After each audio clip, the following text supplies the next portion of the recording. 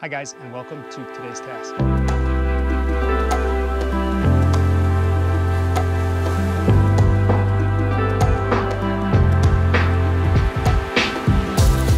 Today's task is going to be all about fall maintenance on your lawn. When it comes to all things maintenance and construction, you need to have forethought in everything that you're doing. And when it comes to taking care of my lawn, I'm always thinking the next summer ahead. So what is fall 2022? And if I want a good spring in 2023, I need to prepare for it now. And when it comes to lawn prep, a lot of people just think, oh, you got to throw fertilizer on and it'll be green and it'll be whatever. But realistically, it comes down to the health of the soil and the roots that are in your grass. What it looks like on top can really just be misleading. So if you want good, firm grass that feels solid and is stable, you've got to take care of the soil. And doing that, you have to get rid of all of the dead growth underneath it. Thinking ahead for next year's grass, I know I want to start treating it now. I want to do a fall fertilizer treatment on the lawn, and I also want to help the lawn have good soil underneath, so I want to get rid of all the thatch that's in the lawn. If you don't know what thatch is this yellow undergrowth that comes from maybe not bagging all the way, or even just certain blades of grass dying off, but it creates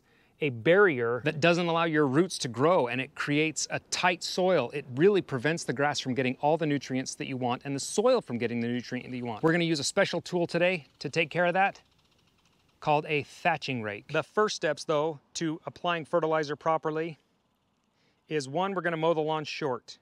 2, we're going to thatch it with our new Rock and Rocker thatching and verticutting rake. Then we will apply our fertilizer. Another thing we have going for us is it's been raining for a couple days straight, and so the soil and grass is really wet, which they actually recommend for your fertilizer to go down on. Once we fertilize it, we won't have to mow it for at least another week, which gives it the longest time without us disrupting it. So that's why we're gonna mow it today, thatch it today, fertilize it today, and because we're using a fall weed and feed next summer, we'll really see the fruits of our labors.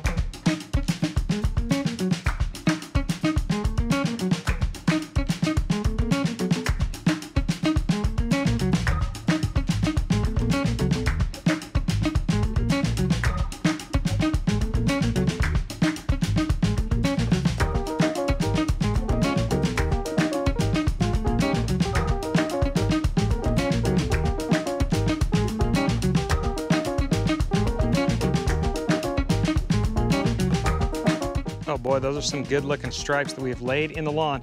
But I went this direction for a reason. When I power rake, I want to go this direction perpendicular to it for 2 reasons. 1, so that it just changes the grain of the grass just a little bit. And 2, I want to start up here on my lawn. Because this is a power cord, I don't want to work my way back with the cord. I would like to just start here with the cord, and as I get further away, it'll just continually pull with me, so I'm not tripping over it later on. So that's kind of one thing to keep in mind, is that you want to start closest to your power outlet, which is by the garage, and then you want to work your way away from it. That seems to keep the cord the least tangled that I found. This is the Rock and Rocker thatching rake, and it's pretty cool because it is powered, so it's not another item you have to find gasoline for, which is super convenient to me. The other thing I like about that is there's no maintenance on it. I don't have to change the oil or anything else later on in the year. With the simple release of these levers on both sides, you can adjust the height, and it can go up and down depending on how tall you are. It does come with 4 different heights for verticutting and thatching. We are going to be thatching today. It also has a 0 position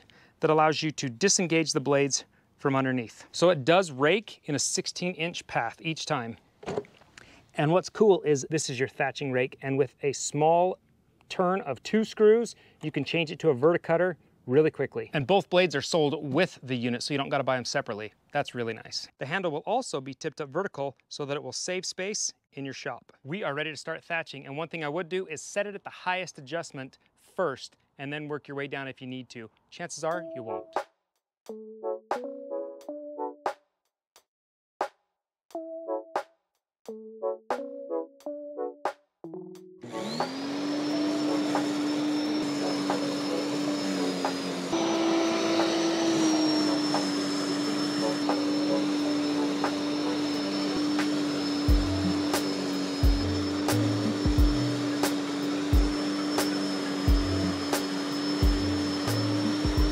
This is a perfect before and after. It shows you how much thatch we're pulling out of that grass on the left and the grass to get mowed on the right. While it does leave a little bit of thatch on the lawn to be picked up, it bags most of it. And when I've rented them in the past, I've had to remow the lawn and rake it by hand afterward just to get it all picked up. So for this picking up most of it, that's pretty good. All right, our lawn is mowed, it is thatched, and then all of the debris is cleaned up so that nothing is blocking the fertilizer from dropping down onto the lawn and soil. One thing I recommend is that the fertilizer you put down this time of year is fall weed and feed, or some sort of fall fertilizer. It'll help your grass finish out this year. It gives the soil and nutrients in your grass for next spring as well.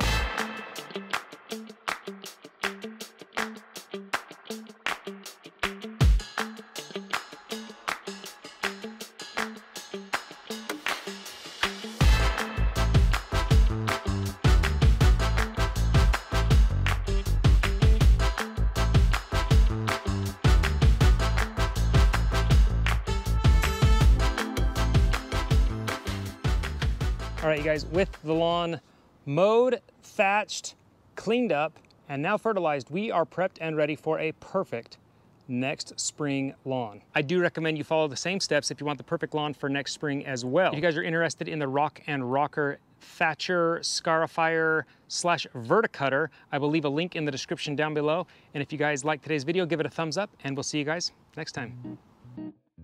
Today's task is there's a noisy little squirrel, because it sees the other one running. I'm trying to think what to say. Yeah, you roll that window up, lady. Then we will apply with our lawn completely mowed. I recommend following the same, and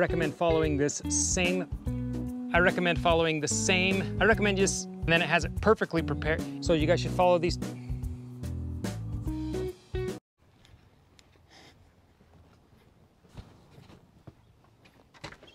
Hey, Bond, can you come give me a hand real quick? What you doing on the ground?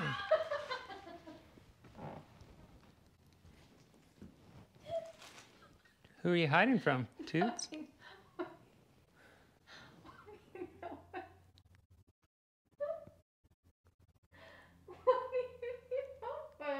I just need somebody to hold my camera.